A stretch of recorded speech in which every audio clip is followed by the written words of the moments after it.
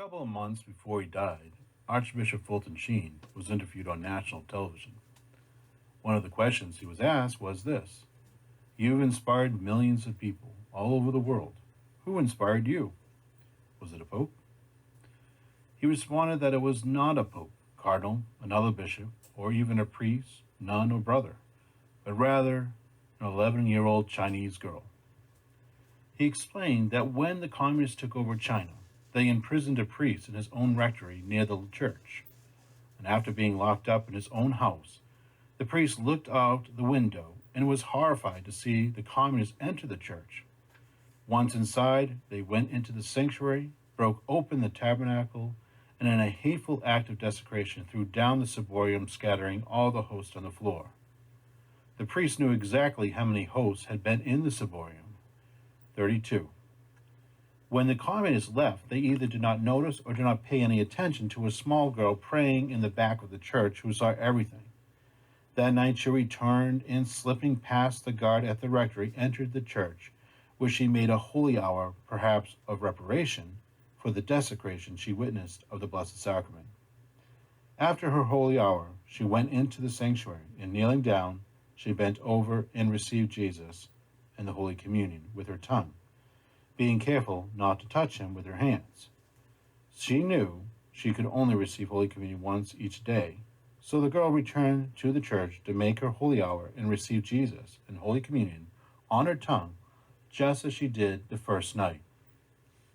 On the 32nd night, after having consumed the last host, she accidentally made a noise that awoke the guard, who was asleep at his post by the priest's residence. From his bedroom, the priest could only watch in horror as the heart-wrenching scene unfolded before his eyes. The girl tried to run away, but the guard caught up with her and beat her little body to death with the butt of his rifle. While the priest's attempt to stop the attack was all in vain. When Bishop Sheen heard the story, he was so inspired that he promised God he would make a holy hour before the Blessed Sacrament every day for the rest of his life. And he was not only faithful to his promise, but he took every opportunity to spread this devotion of the daily holy hour before the Blessed Sacrament. We do not even know the name of the 11-year-old Chinese girl of the story, but her heroic act of going to the church every night at the risk of her life to adore and receive Jesus in the most blessed sacrament serves as a powerful testimony against the attitude of so many Catholics today, even among traditional Catholics who supposedly understand the gift of the true and valid sacraments offered to them, who show nothing but callous indifference towards the real presence of our Lord Jesus Christ in the Holy Eucharist.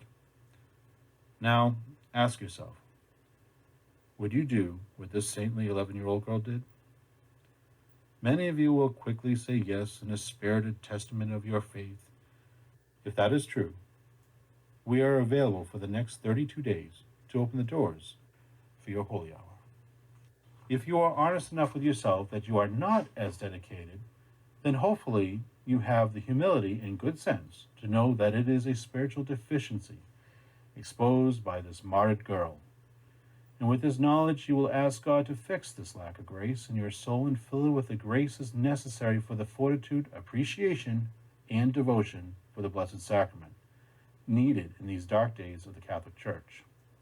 So I encourage all of you who hear this, including myself, to make a holy hour in reparation for the desecrations of the Blessed Sacrament that happened in the last 2,000 years, and for Holy Mother Church, which is currently being attacked by every heresy and evil imaginable to man, especially in the last 60 years, where the heresy of martyrdom has come to fruition